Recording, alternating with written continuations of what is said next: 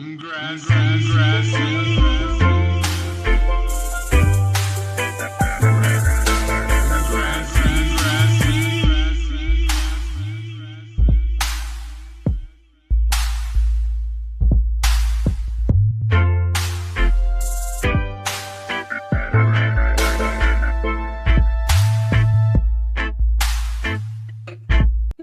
up, everybody? It's Chad. We're back again with another episode of Ask Chad Grassy Logic. We're on our part 2 of the 2-part series for the parenting, cannabis, and the nursing stuff, joined by Shay Carrillo. Thank you so much for joining me. Yeah, it's happy to be back. Good. I'm glad. Thank you so much. You know, this is the first time that we have a guest joining so much like this, but this is such a great topic, and it needed, pretty much 2 weeks for it. Plus, we have another conversation I told you guys I was going to cover. Was the Supreme Court made a ruling with cannabis and gun ownership, and we'll talk about that. I did read the 30-plus pages. I don't know how many you got through, but about half. About half. Yeah, I got through the whole thing. Did I retain everything? Not everything, of course, but the main important parts, and of course of the other things. And there was a lot of good history stuff in there too, which is very interesting. It was way more packed with history info and stuff that I thought it would be. Yeah. Part of it was it took me longer to read this than I thought. Yeah, me too. And I enjoyed it a little bit more too because of the history aspect of it too. So if you guys have time, I'll leave the link tomorrow to it. But if you guys want to read it, check it out. It's a really interesting article to read. But we'll get into that a little bit further in the episode because that one might be a little bit of a doozy. But before we get on to the parenting and cannabis stuff, Shay, could you please go ahead and introduce yourself again? Yeah, so I'm Shay Carrillo. I have been a nurse for about 15 years. I have been a cannabis nurse since 2021, and I'm also a doula lactation consultant. And I have really delved into working in a holistic, functional way of incorporating cannabis and plant medicine into those who are expecting and who've just had babies. Nice. And we do this from more of a harm reduction standpoint. Obviously, we're not here to encourage people to use things they shouldn't be using, but we come from a place of empowerment-centered care where we meet people where they're at and we meet them with where their needs are. And if that requires a cannabis use, at least we provide a safe place where we're getting good information, factual information, and real support that's not fear-based. Nice, yeah. And so that's what I do. Yes, and I appreciate it because it's something that we need, the harm reduction part. Yes. And I was going to, also mention, I saw you guys shared an event that you're having here today. Do you want to talk about that real quick? I do. I'm really excited. So we have a partnership with Department of Health. New Mexico Department of Health is going to work with us on June 25th from 6 to 8 p.m. at 940 Lopez Road. For anybody who would like to come, there's a free Narcan training and free harm reduction for HIV and STI testing and prevention as well. Good. So this is free to the public. Anybody is welcome to come in for this. You will get trained for Narcan. You'll get a Narcan kit so that you're able to actually get out there and be able to use it if you need to. And we'll get you connected where you can pick up new kits for that once you're trained to know how. Anyone can do this. I will be bringing my own kiddo, who's 14 years old, to come and learn how to do that and have their own kit just in case. You never know, and it's better to be safe than sorry. Yeah, especially these days, people getting... It's everywhere. The fentanyl thing is the real scare, because it can happen almost anywhere at any time with people. And it can happen in any situation. We are seeing it happen in homes all across the U.S. So I think everybody should have it. I think it's something should be in every home because you just don't know. Yeah, you never know. Like someone that, comes in from somewhere, who knows, and, exactly. Bam. There's just, and, again, it may not even be for you. Keep it with you. We have... I have a business partner who was in her car and the car in front of her did not go through the light. And it turned out that it was somebody experiencing an overdose. And she was able to administer Narcan the first round before the EMS got there, and they ended up being okay. Oh, that's good. It's good to hear. Yeah, and that happened here in Cruces. So it could be anytime, anywhere. And I've seen it before, where the cops have come up with someone who just was falling out of their vehicle kind of situation. And they were luckily just there, when the person was overdosing. So they were able to administer the Narcan and save his life. Opinions aside from anything, I feel like the human life aspect and saving that part, is kind of the important aspect of it. So, that's great that you guys are doing it. And I'll do my best to try to attend that. Absolutely. Because that's actually really important. And we will be doing more. This is an ongoing partnership. It won't be a one-time thing. Department of Health really stands by getting this education out there and the work that we're doing with some of the harm reduction. So if you don't make it to this one, follow our Birth and Babes. Make sure you follow Chad. I'll make sure that things get shared there and keep an eye out. There'll be more. Dope. Well, I appreciate it. Thank you so much. And that sounds like a great event. That's like your first one, right? Like this is our first one for this. I'm really excited. Awesome. So there'll be refreshments and things as well. We'll make it fun. Yeah. And it's always fun, especially, the conversations with you. So I'm sure it's going to be a great time learning over there. But yeah, I look forward to seeing you guys there. And I think that's great, so congratulations. Thank you. We're really excited to get this going. Awesome. So let's get into the nitty gritty again with the episode. So if you'd like, could we get a little recap of what we talked about last week? I know that, off the top of your head, it's kind of hard, but I know we talked about pregnancy, when you can, when you can't. We did cover a lot. We covered a lot. We talked about some of those parameters and stuff. And again, know that every being is different. Every person is different. Everybody's needs are going to be different. And our reasons for using are going to be different. And so know that with pregnancy, just make sure you're being supported. So many people who choose to use cannabis in their pregnancy, just when we speak to them, don't feel like they get the support that they should from their medical providers, from people at home, sometimes not even from their partner, and they deserve to have that support. So if you know somebody who is wanting to safely use cannabis but has questions and really doesn't know anywhere safe to go, please send them to a resource like us. Reach out to Birth and Babes. I'll make sure you have my info. Reach out to a doula. Many doulas here in Las Cruces that we know of work with cannabis or work alongside it safely and have good knowledge. Make sure that you're getting your good, knowledgeable info. Don't just go to the internet. Yeah. We do have providers that are doing this, and pregnancy is not a one-size-fits-all, just like this drug is not a one-size-fits-all. Definitely. Yeah. And some people, it's not for them. I've met many people that, cannabis just isn't for them. And the forever reminder that cannabis is an incorporative term and may not need THC. Yeah. THC and cannabinoids are two separate families when we're talking about our, CBD drop-offs, and so many people let that piece of the conversation go, that so much of what we're treating with cannabis can be done from those non-psychoactive cannabinoids and not with the THC. THC has its place and can be used, but it's not for everybody all the time. Yeah, and you don't need it with everything, and the high doses that it's found these days. Exactly. You don't need it that much. There's other compounds in it that give you that entourage effect. And so many more methods now of being able to treat things. If you're experiencing pain, we have topicals now that we can talk about as an option if we're not wanting to ingest and we're wanting to stay away from that. We have patches that are CBD transdermal. They give us a little bit less in the bloodstream than something else might. And so, there's just room for conversation. Yeah. We have new data coming and new studies that really require our attention and our following up to make sure that this is also us staying on top of more up-to-date information because it's changing. We're not hearing the same cognitive impairment. We're not hearing the same impulse control issues with the frontal lobe developing in toddler years. We're starting to get a little more comprehensive picture that there's benefits here too. Yeah. With our cons, sure, not everything is one or the other, but it's worth the conversation of the pros. Yeah, definitely. Especially over some of these medications that are on the market. Not everything is for pregnant women either, but they'll throw them out in left and right. And we had that conversation last week. We did. Yeah. Go back and talk. We talk about Zofran. And if you're listening and you're watching this and you're pregnant, you know exactly what I'm talking about. Zofran's the first. They'll give you that for your nausea before they'll give you anything else. Then it's one of the more, it's got a black box warning against pregnancy. Yeah. Which would technically make it more dangerous than some of these other substances like cannabis. Yeah, and you don't have to smoke cannabis, especially these days. And we kind of mentioned it before, which I never recommend. Say it. Yeah. In any way, shape, or form, if you are going to be consuming cannabis and you're pregnant, my biggest recommendation is not to smoke it. And that's great to reiterate that. It's just always a safer way to go. There are so many other ways. And smoking is just going to be oxygen deprivation across the board. Yeah. Doesn't matter what you're smoking. Don't smoke any of it. No more smoking any of it. Yeah. And I've told people that, the drinks are starting to take over. And it's happening faster than I thought it was. You see in Texas and, of course, the federal government, they're trying to pass things to specifically for drinks. Yes. And to kind of, keep those in a safe little umbrella.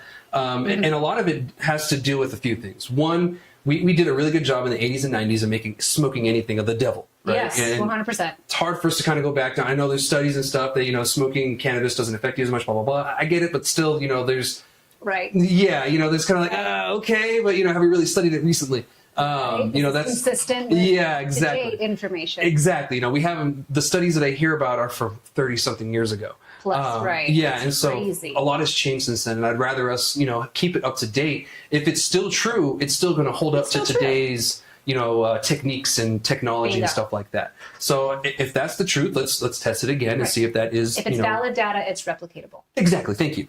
And so that's really what I want us to be, not just like, well, they said this 30 years ago and it still should be true. It's like, well, we should still have up-to-date information because things change all the time. What was this based on? What was our control group like? Exactly. And something we don't talk about enough is how many of these studies were done on men, and we're done on only certain ethnicities of men, and we're only done on certain socioeconomic classes, and only done. And so we had all these other things playing into it. It's the same talk we had with pregnancy and breastfeeding with our cannabis knowledge. So much of the research we have is not for cannabis use alone. We're looking at substance use that incorporated cannabis use. We're looking at recovered from and then experiencing cannabis use. So we don't get very consistent control data. More blanket than They're kind of making assumptions and filling in the pieces, and it's dangerous, right? Yeah. Like, kind of sounds like when they find one dinosaur bone and then they create a whole dinosaur from that one bone. Right. We saw Jurassic Park when they were like pulling cuttlefish DNA and putting it in and everything. They're doing the same thing with some of that information. And it's coming from an evidence-based place, but that evidence-based information is old information. Yeah, I agree. It makes it hard. And that goes for many different things, like not just in cannabis or not just, in this situation with cannabis. There's certain things that I feel need to be restudied again to make sure that we are accurate. We are right. This is the way it is. Let's not take something from 30 years ago and say, well, it was that 30 years ago, so it has to be the same. It's like, I don't know, man. Things change. We've learned a lot. And we've learned a lot about like how the human brain works, how the body works. What we've learned about the endocannabinoid system since just 2014. Yeah. And the compounds we've discovered since then. It's incredible. Yeah. And so even knowing that knowledge and taking it the step farther, nobody's applying that yet. And I understand we're kind of in a lull. That new information comes and the studies start to come behind it, but I am excited. We're starting to see it. People care enough to do the research. It is coming. I know we talked about that last time too, and talked about some of the stuff coming out of Australia and India, some of the bigger studies. And so I'm excited. Me too. Yeah. It's coming. Yeah, me too. It's slowly coming. And thank you for the recap and everything. Yeah, absolutely. And on that note, with breastfeeding, that's our next topic for today. We're moving into that. This is really the one that we get the most questions about and that a lot of conversation is happening around. Pregnancy, a lot of people just choose not to. Yeah. They go for the discomfort. They say, I don't want to use. Once the baby is born, if somebody's going to pick up their use again, this is where we're going to see it. Okay. And honestly, this is one of the biggest misinformation families as well. When we actually look at data, when we look at what happens with the body, we know that THC itself loves fat cells. It's a very fat soluble. We know this from edibles. If we eat too many edibles and we go too high, our fat consuming foods, we're more high. Yeah. Breast milk is fat. So yes, long answer to short, yes, it's going to cross into the milk. Now, how much though? Yeah. This is a huge filtration system. It's going through your bloodstream. It's going through, still processing through your kidneys and everything by the time it comes in to be made for milk. The actual fat percentage of of fat in breast milk is roughly 3.5% to 4%. Okay, so, So if we've got a glass of breast milk, only 3.5% to 4% of it is going to be fat anyway. Yeah. Of that, we're only going to get about 10% exposure maybe. When we end up doing all the math, we're looking at anything from 0.01 to 0.02 milliliters. So not enough to really be an exchange rate that we see a response from the baby. Yeah. We also do not see a crossover of things like, we've heard the term that there may be babies get milk drunk if mom has had maybe some alcohol left in the system. They breastfeed, baby gets a little lethargic. It happens. Yeah. We don't really see that with cannabis unless they're consuming really, really high amounts. It's just not crossing the milk barrier the same way. Yeah. Yes, it's crossing. Yes, there's a risk of exposure. Yes, if you are consistently using and breastfeeding, odds are that baby is going to test positive. Is it doing damage? Not according to what the recent data is saying. Okay. There is data out there that is very miss back and forth, especially from the 80s. There's a really famous study that came out in the 80s that just condemned it all. It was the one that said exposure during pregnancy is what leads to the impulse control issues. This is why children are having more ADHD prominency. This is why we have these hyperactive kids. There was all kind of a push of that say no to drugs. Yeah. the validity of that research has been questioned. It has been called for review, and nothing has really been done with that. But I'll reference again the study that I referenced last time from out of Ann Arbor, Michigan. They did a very large control group, and they actually saw that babies that were breastfeeding and exposed to cannabinoids that were coming from moms that were consuming did not have the brain impairments. Really? We just didn't see it. It was not consistent with what we've seen in research before. They are going to go ahead and repeat the study, and they're going to move it up. And so it'll get to move up in the world and go to a bigger study. We're all really excited. But it leaves room for question. Yeah. It may be safer than we think. And this is another one where we're weighing our pros and cons. Yeah. The most requested reason that we are hearing for moms to begin cannabis use for breastfeeding tends to be the anxiety. Okay. Yeah. So many things happen to us after we have babies, and breastfeeding is not always the experience we hope for. Yeah. And this is, if you're a mom, I hear you, I see you, because I have been there. I have held that baby while they don't latch, or while they latch and it just doesn't feel right. And it's frustrating. It's not a happy-go-lucky experience for everybody. And a lot of moms will choose cannabis for that anxiety because that's what they're returning to. Yeah. They deserve not to feel anxious. And they also deserve to not feel anxious and not be drugged up on these heavy benzos and things like that that are also now going to be interfering as a medication and have heavy side effects. They're more dangerous in the end, you know? And so weighing those pros and cons, if a mom chooses to do cannabis for her anxiety, she deserves just as much support as the mom that got put on Xanax. Yeah, 100%. And just as much support, and none of the shame. I agree. You know, none of that stigma. You are still a good mom. A good mom is still a mom that chooses cannabis, because if it makes you a better mom, then you're a good mom. I agree. You know, and we shouldn't be judging people on that because the fact that it's cannabis and it's plant-based, or, you know, it's not being a pill form or whatever, you know, you're taking it a different way. And that's where people usually have the hang up on cannabis, because we're not, you know, doing it with just a pill, you know, or, you know, it's not picked up from Walgreens, you know, prescription. So they see picking it up from like a pharmacy as legit, when a lot of those drugs will kill you. And some of them, you know, they were studied and tested, but they weren't really studied and tested for pregnancy. Exactly. You know, the same way. And then it's, again, they're doing the same thing with you. When you have these conversations with the doctor's office, they're going, well, you could go to therapy and you could try to reduce stress in your life, or I can put you on this pill. That's their equivalent sometimes of weighing the pros and cons. Okay, so now it's the choice of take the pill or take nothing, because we don't know what your support at home looks like. Okay, you can go to therapy. Do you have time to go to therapy? Do you have a partner who's willing to support you and do that work with you? Okay, you can remove stressors. What if that stressor is a job? We can't just get rid of the stress in our life at the wave of a wand. I wish, right? But unfortunately, we're not having the conversations to say, well, where do we meet in the middle? Where do we meet with something that might be plant-based and maybe a little more accessible? What about people who don't have insurance? They are already going to be paying for something out of pocket. Now they're paying for a pill they can't afford, potentially. It's a mess. And it's conversations we should be having more and more with providers. Again, like I said last time, it's starting to come up, and providers are starting to really have these conversations. They want to know more. They just don't know how. They're not getting the education in school. They're coming out. Now it's a thing. And so unfortunately, they're having to learn from providers like us, which I love, of course, but they should be getting much more access to this knowledge in school, and we're just not there yet. I agree. You know, they pay so much, you know, like, you know, to go to school to learn these things, and it's being excluded purposely.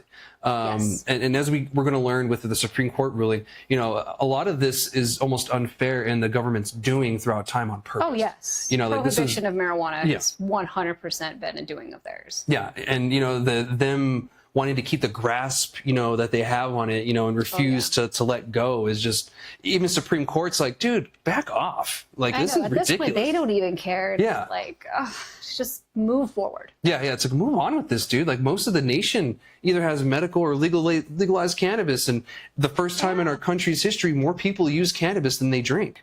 You know, and so that is a huge tell signs that the tides are changing. There's a huge shift. And to be honest, I feel like this is a better shift. Agreed.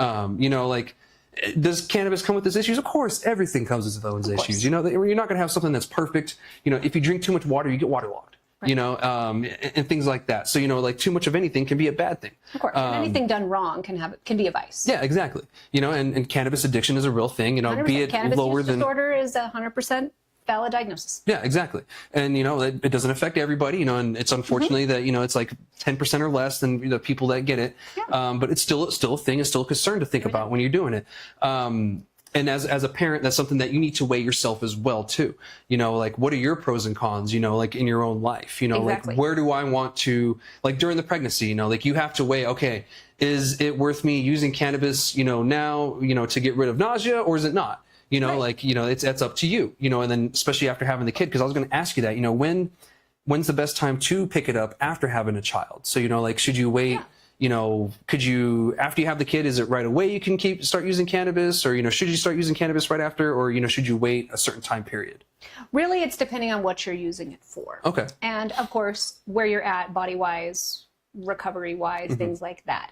I would say, just like with anything else, if you're not working to manage something in a crisis, give your body some time to recover. Okay. Especially with birth, a good 2 weeks to just let your body do what it needs to do. Okay. Your body has been through it after a birth. Yeah. But it's also vice versa, why some may need a little bit more support, and something like cannabis might be good if you tore. Yeah. Okay. You know, and this is something you have a lot of pain. If you had an epidural that was maybe botched, or you ended up needing something called a blood patch, those hurt, and you might have some back pain, and we might need to have something there for that. Maybe your birth was incredibly traumatic. Yeah. And now you have anxiety and you have some postpartum depression. Maybe we talk about things there. So really there's no wrong or right way to restart your use if you've stopped. It's about where you're at. That's good to hear. And I'm sure that, you know, some women hearing that will have some relief, because they probably had the same question. I was like, well, when's a good time for me to start? You know, like, and, you know, I want that anxiety to at least be off your minds, at least, you know, with so much anxiety as, you know, someone, you know, trying to birth a child, you know, like your body it's a lot. Yeah, it is. It's a lot. And your body goes through so much hormonally. You are also born the day you have a child. That's a good way to put it. The day that a baby is born, a mother is also born. And even if you've had a kid before, if it's your second child, you were born a mother of two that day. Everything changes every time. And so we have to give room to respect that too. And remember that we are shifting at that same time, and give it the space. Yeah. And knowing that cannabis may need to occupy that space, but we don't have to jump to make that decision if that doesn't feel right for the person. It's a very individual experience. Yeah. Just in the same way that it's a spiritual medication, a cultural medication, physical medication. Yeah. It's a all around kind of medication. Exactly. Yeah. So, and I appreciate that, you know, because that was a question I had in my mind, was, you know, like, when's a good time to start? So when it comes to breastfeeding and everything, you know, we're finding out that, you know, it's less than hemp. You know, the hemp is 0.3%, if you guys were wondering, is the percentage of it. And women are testing less than that in their breast milk. And it makes sense. You know, it has to go through so many different places, and it's getting nicked off at every stop, essentially, you know, especially with the fat in the body and all that, you know, because it doesn't go to the breasts immediately. It has to go through a whole different system and everything before it ends up, you know, within the milk. And that's great to hear, because by then it's usually not going to affect the child like it would. It's really not. Yeah. And it's something I can give you, I'll share actually with you, and we can put it on the site, is a little chart that we use to show you that there's like a peak and trough. Yeah. With a little chart, and it shows you, like, if you smoke a joint, that first hour, it's going to be kind of climbing up till it reaches a peak in your system. Some moms will choose to pump and dump, especially if they're already doing a really small amount, and they'll treat it like alcohol. Yeah. And literally smoke, let that hour pass, give it about 2 to 3 hours, they'll pump and dump. You can do that. Yeah. Is it any more effective than pump and dump for alcohol?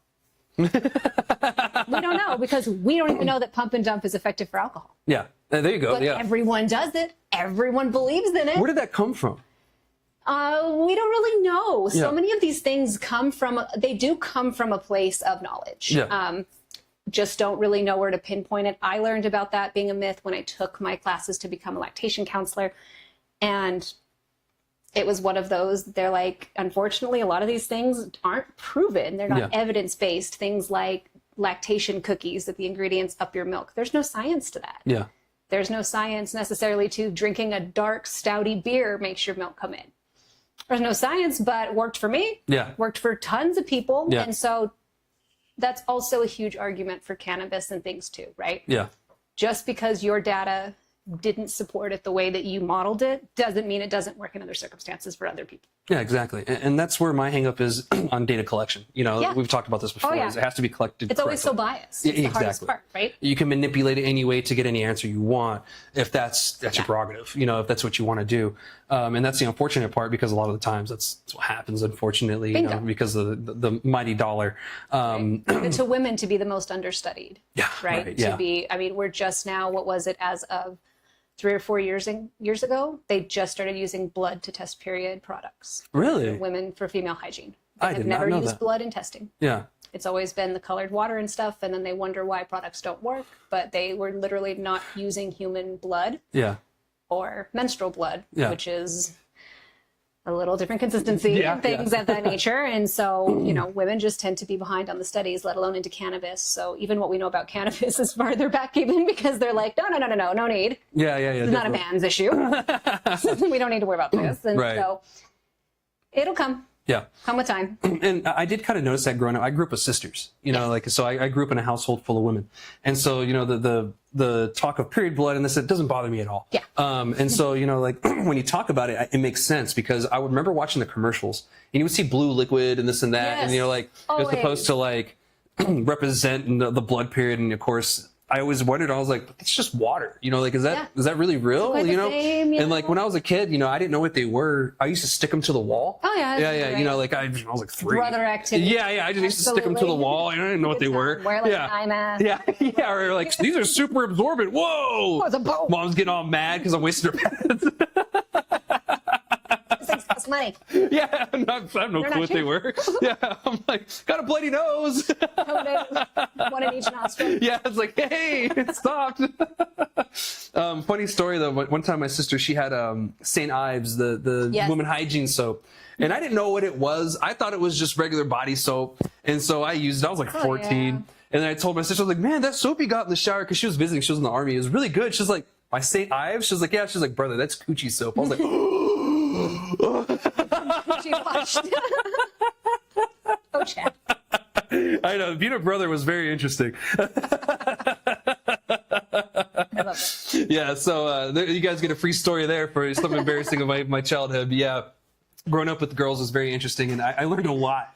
And one thing was to not be bothered by bodily functions. They're just bodily functions, and that's what makes us human. At the end of the day, your body does something, my body does something. There's no reason to make it like this icky thing, like, oh yeah, no one. People, if you don't like blood, you don't like blood. I get it, but there's no reason to make it something that's not. We should have these conversations. We should. And again, this is the plant medicine, exactly, natural medicine that would have been used in a natural context for birth, and it was used in birth. We have evidence of this. Thousands of years, Sumerian text of them using it for women's health, for birth space. It's been connected to womanhood since the dawn of time. Yeah. But it's just not treated the same way anymore. There's a sacred connection between women and the plant. Yeah. And I think that's beautiful. And more women consume cannabis than men as well. They do. We have more receptors for it, too. Yeah, we makes have sense. about double in our heart and our reproductive organs. We were made for the plant. It does so much for us. It regulates our hormones. And we talk about the homeostatic balance and homeostasis being something that cannabis rules within our body. And the endocannabinoid system controls, which is our immune system, our hormones, our stress responses, our fight or flight, all of that is in there. And so for women especially, that's why we're so receptive, and why when women do have things happen with cannabis, it's usually like the racing heart. Okay. It's because of all those extra receptors we overload. Okay. And well, some of you watching, maybe that's, that'd be why. Yeah, it might be an answer for you. It's always more CBD. It's not more THC, it's more CBD. Yeah, and I agree with you, because the more THC you put, just the more issues that we've kind of seen pop up. Yeah, too much THC can shred your receptors because it's not made for that. It's made to go in a combo. It's made to go in at a balance. That's why the full spectrum, or if you can find balanced lines, things that are full spectrum or live that have all of their terps and cannabinoids in them, they are better for you. They'll give you a better high, and that'll do more for your body and actually do more to treat what you're trying to treat than just high level THC. It's going to get you high, but getting high doesn't mean treating the problem. Yeah. And I actually, I make hash rosin, that's what we do. And I like using the food grade a lot. Yes. I love hash rosin food grade. I can just put it in something and I get the full effect of the plant. And I'm not worried about, some butane in it, left over. Yeah, all the weird stuff. Yeah, all the stuff it's made with, and I just know it's ice, water, heat, and pressure. Exactly. And so if you guys are curious, I don't know if places are selling food grade. We have a hard time getting rid of it. It's hard. Yeah, it's hard for us to kind of get rid of it sometimes because you have to find the right people that want the hash rosin. We're not gonna lie, it's more expensive. It's more time inclusive to actually pull from the plant and do it correctly. So it's more. Yeah, it is. The food grade is a little bit more cheaper, of course, but I don't see anybody selling food grade to patients, and I kind of wish they would. I would sell it to them. I don't give a shit. I'm a medical patient. I know so many people that are medical. They look for that kind of stuff because you're dosing yourself so high. It's not worth it to buy the gummies, or they've started tasting so shitty. You can't force yourself to take them because you've got to take 200 milligrams. And that's 4 gummies. Well, if they don't taste good. Right. Yeah, they taste like shit. I don't want to eat them. And so we have people who are not getting their meds now because they don't have that kind of accessibility. And I think that's but I think we talked about that last time too, just how much the med side of things kind of has its neglect. Yeah, and I think there's still a lot that the consumer needs to learn. It's not just the flower you can smoke. You can eat it, you can vape it, you can drink it, you can rub it on your feet. It now. Yeah. It's all kinds. They've got everything. Yeah. Definitely. And the powder is one of my favorites. The osmolytic powders. Yeah, the powders are quite. I think they stopped selling the ones that they had for a little bit. They were like the little 5 milligram. Rocky Mountain, I think. They had them. Yeah, they were really nice. I loved those. You could take them to events and stuff. Just put them in a drink. Great. Yeah, and it was a great way. We used it a lot in hospice because as you're in hospice, your body's changing, you're passing away, your taste changes, and so it was a great way for them to still get their dosing with food they liked, and they weren't also, again, having to consume something that was gross. Yeah, that makes sense. And here's something I want to ask before I forget. And I've been getting people asking me about this and kind of questions about it. Suppositories. Yes. Yeah. Is that a better alternative for some women to use during and after pregnancy? Absolutely. I recommend them all the time, especially if you have endometriosis or PCOS. Okay. Suppositories are incredible for that, getting to the source inflammation. And what's nice about having a suppository option is right to the source. Yeah. Straight to the source. Yeah.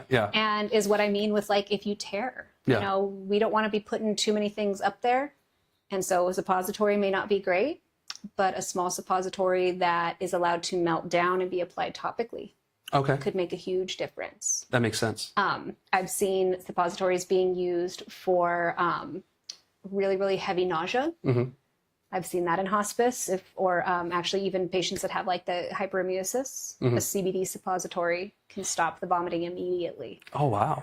And actually slow all of that down because you need the CBD. Well, how do we get it in you? We don't have IV CBD these days. Right. And the tincture and stuff may still make you throw up depending on how sensitive those responses are. Suppository is a great option. It is. You're right. You skip that whole area to go straight to the bloodstream. Yep. Another one, and not as popular, but I have seen it especially with veterans and stuff who have lower back injuries or they took major hip injuries. We'll use the suppositories because it's much closer to the site. You get better muscle distribution there because it's just kind of there. And so there's some debate there. They're like, you don't really. Yes, you do. Yeah.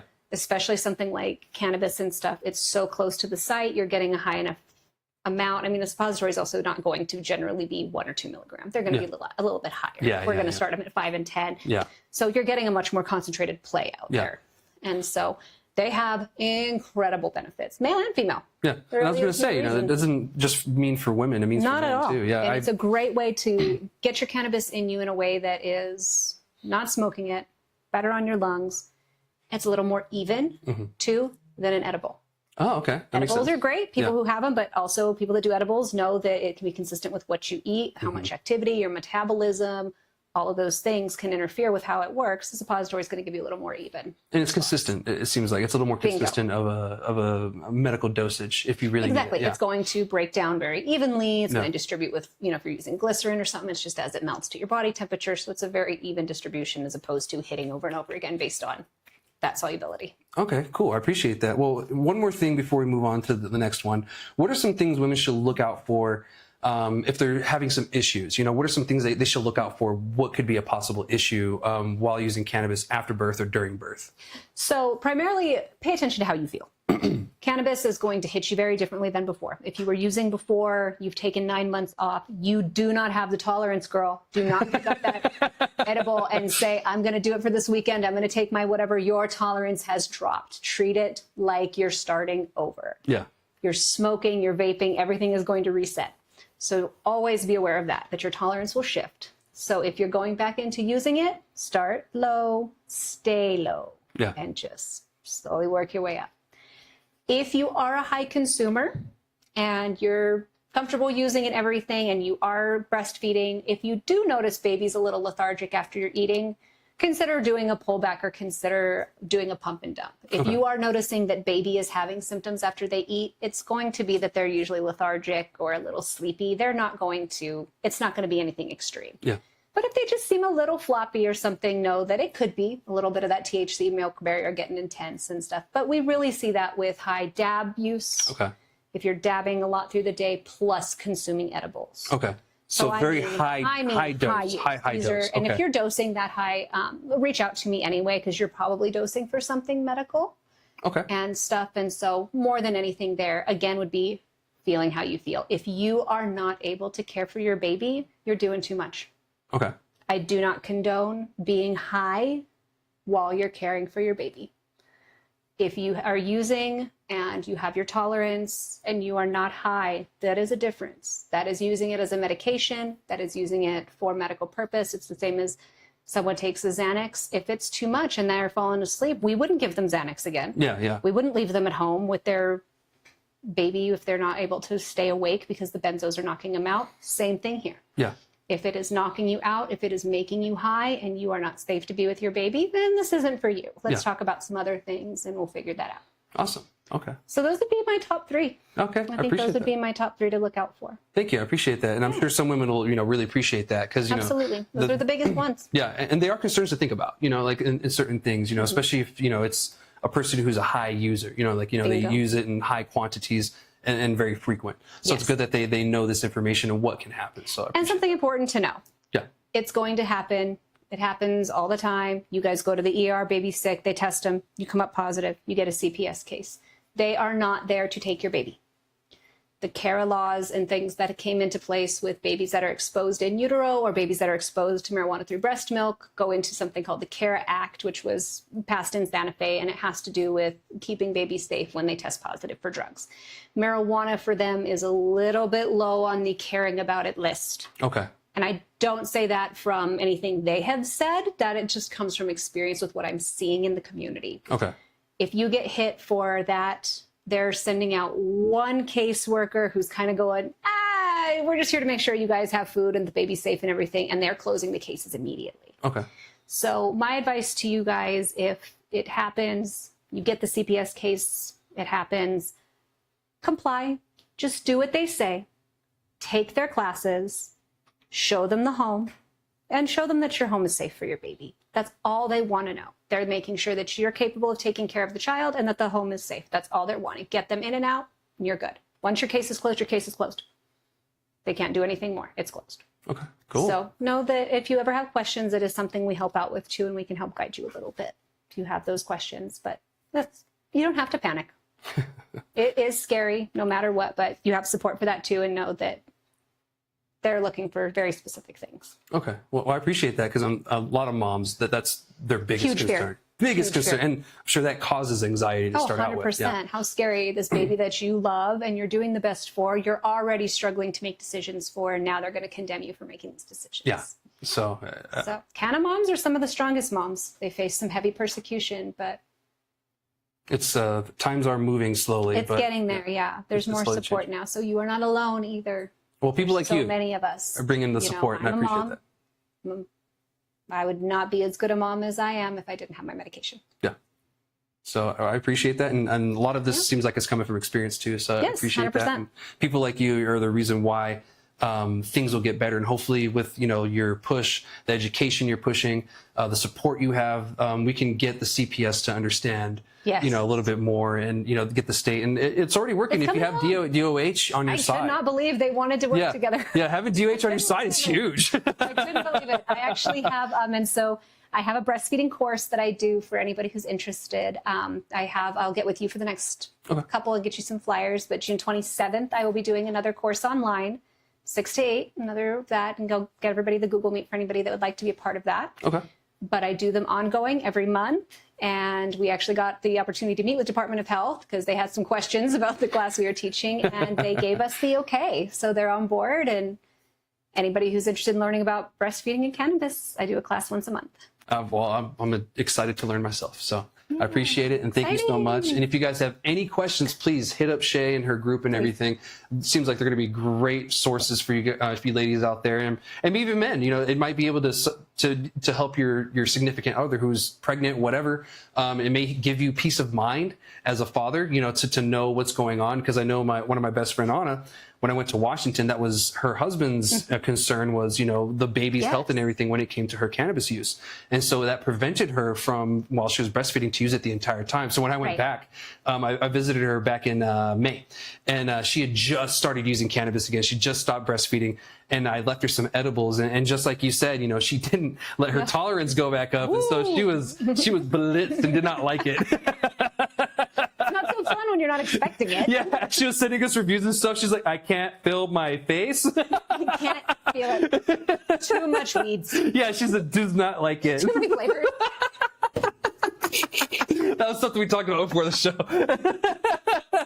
So with that being said, let's move on to the second, and this is also a very important conversation too as well. Let's talk about the Supreme Court and the gun stuff. So we're moving on to that, and thank you so much for that last conversation. So let's move on to that. I did read the 30+ pages that was in that document. Shay got about halfway. Gino, I don't know if you read it at all or you got in it at all. I got into about 2 pages because I had my doctor's appointment. Oh, yeah, you did. Nothing like 2.5 hours at the doctor's office, right? Yeah. Those are always fun. So today, Supreme Court made the ruling on when it comes to cannabis and firearms, or being a cannabis user and a firearm owner, or even, user.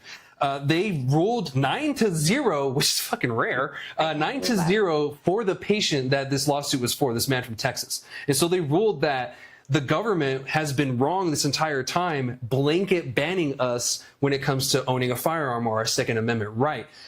They pretty much picked apart every argument they had. And to be honest, we were talking about this beforehand.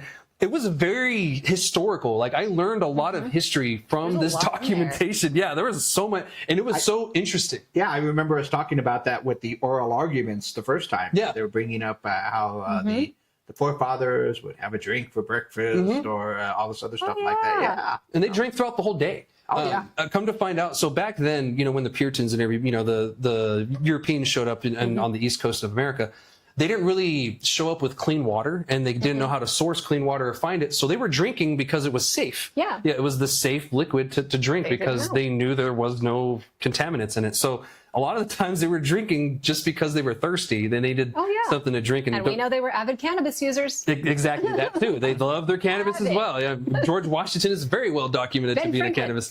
Yeah, both of them. Loved it. Yeah, they loved their drink and their weed. They were partying. Yeah, those guys were something else. Yeah, we'll get into that a little later. But it was, so this Texas man was facing 15 years. And they were going to take his firearms for the rest of his life after that and everything. And Supreme Court stepped in and said, what the hell? This doesn't seem right at all. They picked apart every single argument. And the reason why they brought up the founding fathers was the fact that they drank a lot back then. And what the government has been using is something called a drunkard. And they're saying, if you're a drunkard and, that is, pretty much you're addicted to a substance is pretty much a drunkard. You cannot use, firearms, you can't have them, blah, blah, blah. And then Supreme Court asked the government, well, the founding fathers drink a lot, sometimes several drinks in the morning and throughout the whole day. Would you guys disarm them? They're like, no. They said, okay, so what about the guy that takes an edible every night? Yes. It's like, okay, this makes no sense. Where's the cutoff? Yeah, they even brought up like Ambien.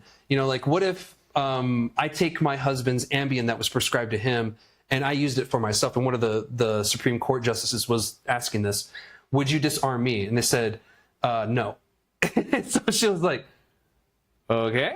And so then they went on for something else. It's like, yeah, and then no. And it was very inconsistent. Yeah. And so they were also attacking the CSA, the Controlled Substances Act. Yes. And they were attacking, the 5 tiers that it essentially has and how substances get on there. Yep. To me, it seemed like they were opening the door to the arguments. And they even said, we are open to certain arguments, when it comes to these things and the documentation. And I thought that was really interesting because getting the Supreme Court to vote 9-0 is very shocking. It's rare. Yeah, it really is. You have the very conservative justices, you have the liberal justices, you have the Democrat justices, all of them 9-0. No. And the reason is that the government's argument on this has been moot pretty much the whole time. It's just nobody challenged them to this point with this argument. So it took us this long to get here. And to be honest, another thing that's helped is the fact that, majority of the country, as I said earlier in the show, uses cannabis now, and also majority of the country lives in a state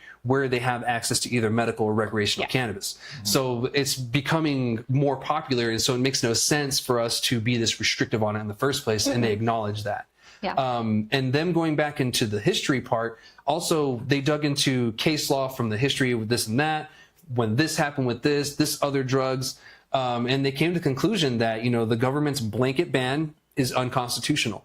And I was very shocked and also excited at the same time because patients have been barred from owning firearms federally, not New Mexico. There's no law against that in New Mexico, federally for a very long time, and including my fellow veterans. They would come to me a lot and say, hey man, what's the laws on this? And I don't want to give up my rights. And for some reason they thought that as soon as you get a medical cannabis card, you got to go to the police station and drop your guns off or whatever. And we're not California. We're not California. We don't give a shit. So that's been the case this whole time. I told people, there's no state law again, the state-wise, they're not going to do anything. No, it's I've the federal. had patients, though, ask, if I get my medical card, what happens with my concealed carry? Yeah, and that back then, that was a legitimate concern. We didn't know. We don't have an answer for them at the time, And now, luckily, we do. For the most part, if you have your medical card or you're consuming, and because they ask you that question on the form that you fill out to go ahead and get that, and if you answer yes, then that's an automatic no on there, and it will ask about cannabis use on there. So that whole question about that and whether or not you're a drug user or prescribed drugs or anything else, that's when they're saying that it's a bunch of BS. And actually, they just changed that. Yeah, they just changed the whole thing on the form. Yeah. And so dropped like 5 pages. Because it's not even a question of are you a user, or you just use it every once in a while, or if you're a habitual user that to the detriment of something. All these different ways of going on it. But for the most part, like you're right, if you wanted to buy new guns as a veteran, that's where that question is going to come in. But if you owned them already, you're pretty much cool with it. You're not going to have any problems. But once again, that whole thing today just changed all of that. Oh, it flipped it upside down. Yeah, it shifted everything. I pretty much knew this was going to happen. From the way that the justices were arguing, with the government the whole time. They did not like the government's answers at all, because the government was pretty much saying that any cannabis use whatsoever means you're addicted to it and you're an illegal user, whatever, blah, blah, blah. And they're like, how? And so they got into it, and pretty much what was said is the only way you can be considered an illegal user is if you are so addicted and high to the substance that you cannot do your own affairs. And I actually have a quote right here from one of the justices. I will read from you guys verbatim what they said. It says, just consider how some of the statutes the government relies on define the term. To qualify as a habitual drunkard under an early Arkansas law, someone had to drink such excess that he was incapable of conducting his own affairs. Now, this is similar language that's found in many other states in early case law. And this is pretty much what they're basing it off of. If you are so drunk or so out of your mind that you can't even function as a human being, then yes, you are considered. And to be honest, that is fair. Yeah. If you were just so out of it, and at that point, you're a junkie. And that's the best way to That's define when you get that. people, like, it's literally medical incompetence, right? Exactly, You get yes. your rulings and you have them in front of a psych Yeah. and they go to court and you have a guardian. And none of that happened. That's another thing they mentioned. No, It's this like, was not somebody who had a court-appointed guardian because Yeah. they had lost guardianship of themselves. yeah, this is someone who just, and this whole case is kind of bullshit. So the poor guy, he's a Muslim man. He's from Pakistan. His family's from Pakistan originally. And his family was raided by the federal government under terrorist suspicion. So they suspected them of being terrorists and, terrorism, whatever. And the man has dual citizenship in America and in Pakistan. And they searched the house and he let them know he had some weed and, they've whatever. And they actually found some cocaine in his parents' closet that he took responsibility of. It said, my parents took it from me.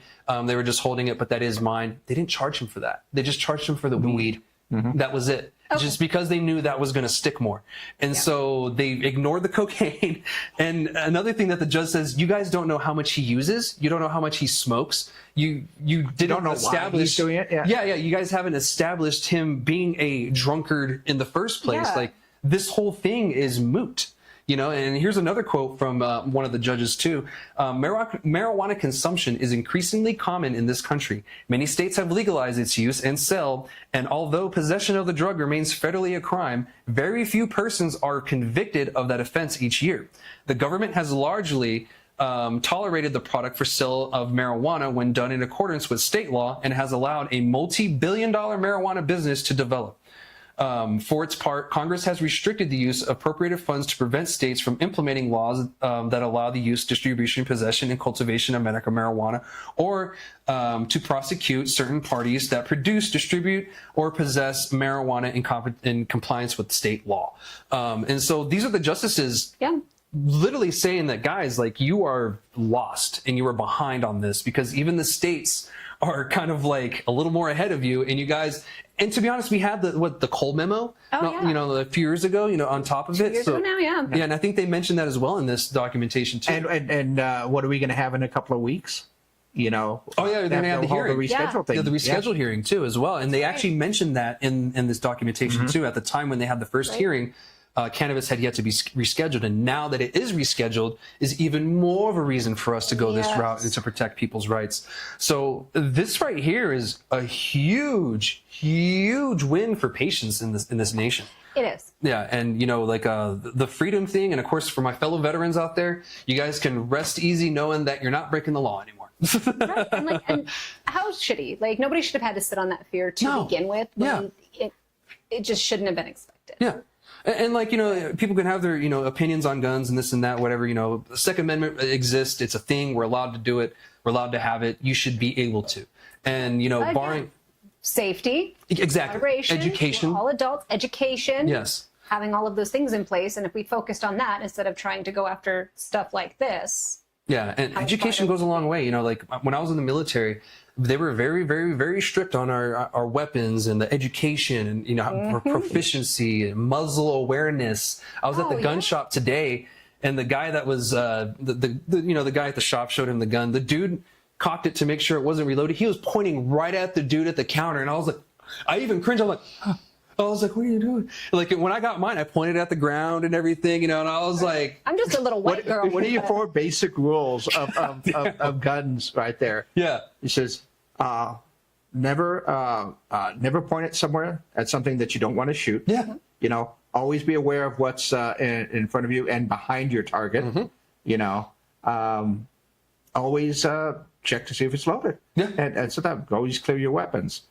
Yeah, even if the person in front of you cleared it and handed it to you, re-clear it after they hand it to you, because you just never don't know. And I learned that the hard way in the army. Drop the mag, clear it, make sure it's good, put it in there. And I would never, if I'm checking the sights or something, I'm always pointing down. Yeah. I'm never pointing it anywhere. No. Yeah, and the same they thing. cover that when I learned concealed carry. Yeah. That was like one of the biggest pieces out the gate.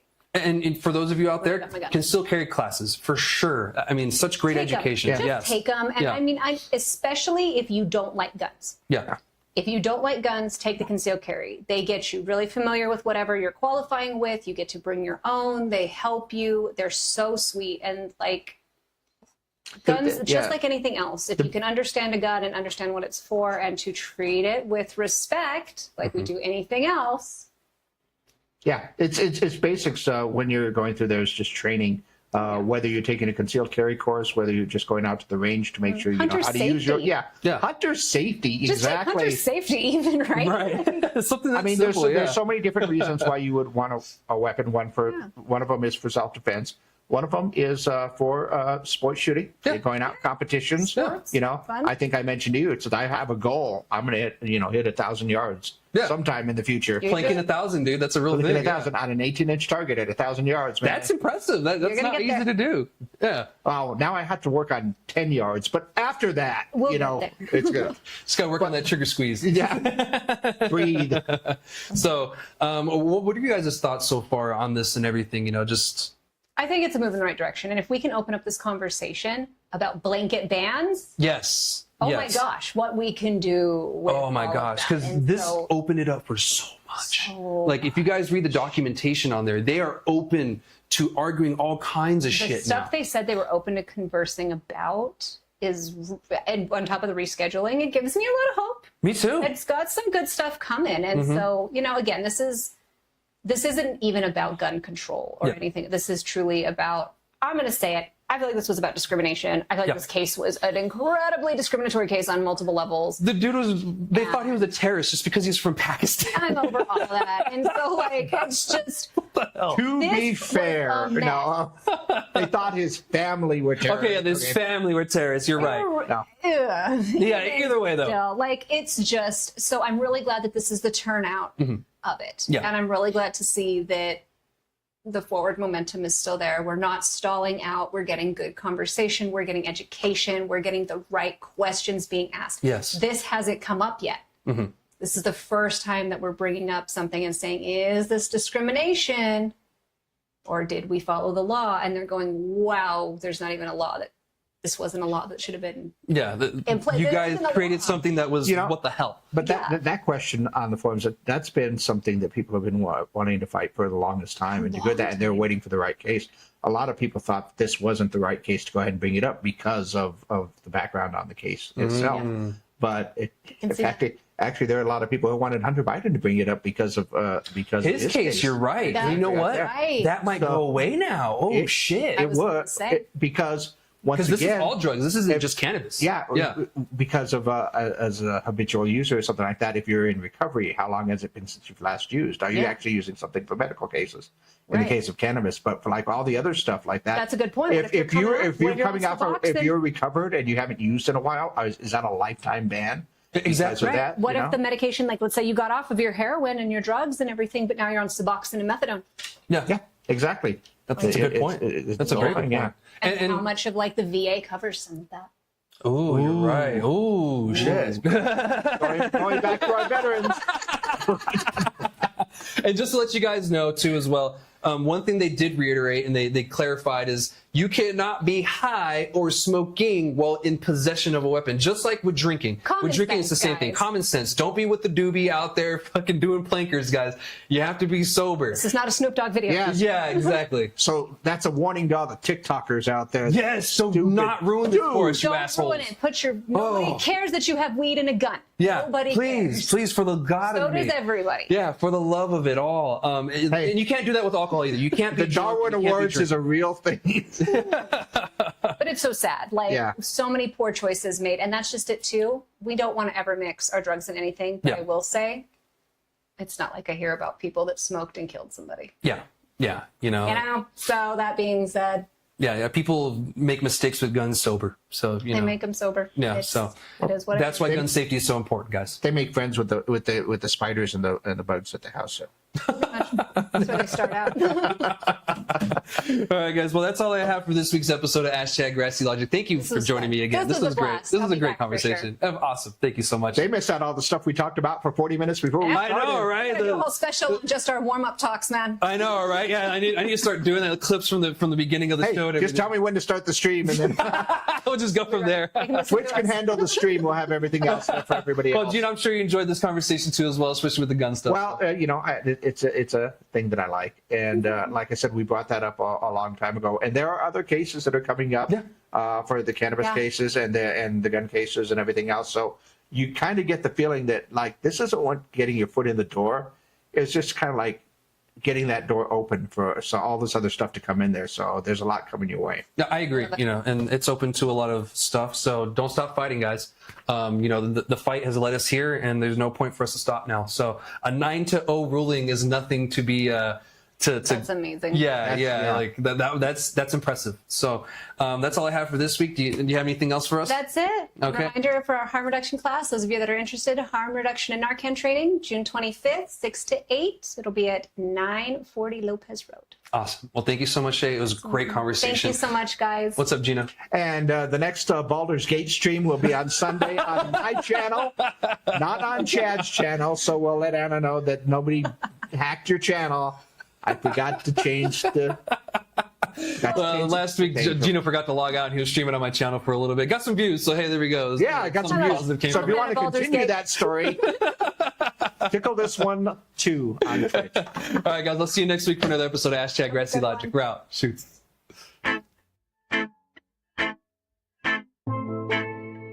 Grassy.